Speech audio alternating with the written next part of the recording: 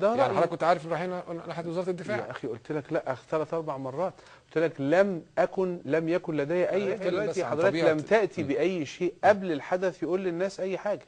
ودي النقطه الفاصله، انه قبل الحدث مجهول زي كل الناس، لم اعلم به ولم امر به ولا اعلم ولا اي شيء. ولما راحوا قعدوا برضه لا واضح انا لم يكن لدي علم مسبق، لم اطلب، لم ارتضي. وانا بقولها لك صراحه اهو، وانت عندك السجل بالكامل. لو كان الامر بيدي كنت اقول للناس روحوا من اول يوم وما يقعدوش ولا يوم، وقلت لهم هذا الكلام. يعني مش اذا كنت ترى انه يعني الناس متلهفه لمجرد اتصال تليفوني من حضرتك، ما تجي اشتغل يا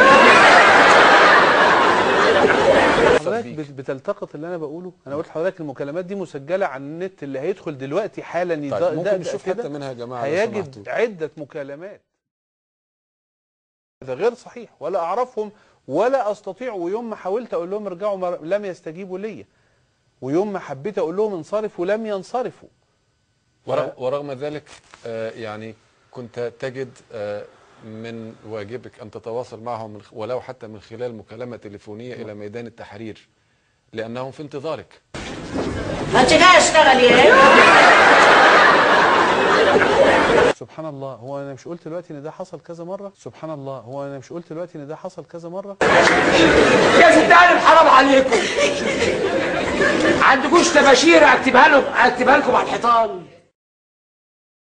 انه كلمه منك لن تكن لتغير من الامر شيئا. لا، هو اللي جاب الفيديو ده ما كملوش ليه؟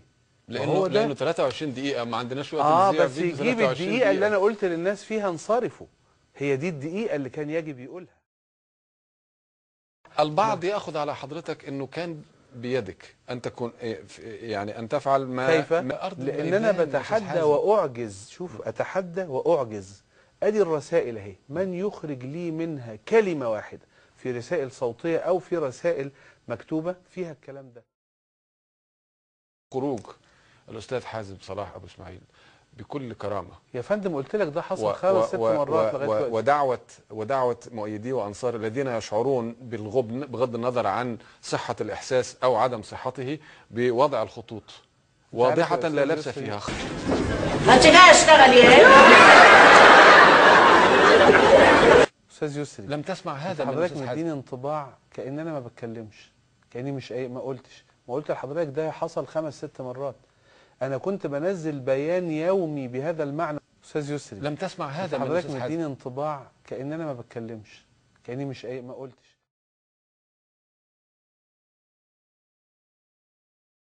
ما قلت لحضرتك ده حصل 5 6 مرات. انا كنت بنزل بيان يومي بهذا المعنى. كلمة واحدة من حضرتك ممكن يعني تخلي الناس يعني يقفوا ويفكروا فيها. على الإصرار الغريب. يا ستان حرام عليكم، عندكوش تباشير اكتبها لكم على الحيطان؟ قلت لك ان ده حصل يوميا، انتوا مش جايبينه. انما انا بقى اهو، انا وحضرتك اهو، انا ذا اتحدى. افتحوا الفيسبوك دلوقتي وشوفوا امبارح واول امبارح واول اول وفوق، وارجعوا 15 يوم هتجد صراحة يا جماعة لو سمحتوا اللي نازل عشان حازم يرجع.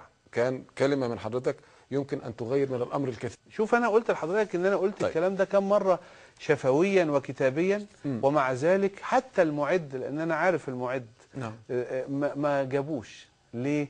هو يقصد.